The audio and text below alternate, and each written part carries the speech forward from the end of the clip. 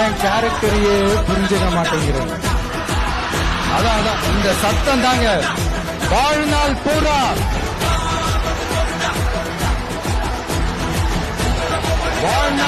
உங்களுக்கு நன்றியோடவே இருப்பேன்.